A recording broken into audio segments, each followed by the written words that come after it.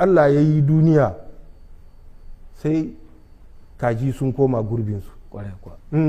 Akwai wani babban masani zan cewa dan ƙasar Amerika na irinmu da ya ce kaji kullum sai sun koma cikin akurkinsu. Kaji sai sun koma akurki kenan gyado sai ku kasan ya ce minahici kuyu ne ko mai shi yake bi to wannan sai ta faru gare su ga su faransa insha Allah wallahi taimake mu kasancewar suna kun yi zancen sun so su bata sunan Niger ta hanyar wannan hari na hilin jirgi saboda na ɗai a ruhe muna kofa ta saduwa da duniya kuma mu gashi ba gaɓar teku gabare mu ba a cikin wannan yanayin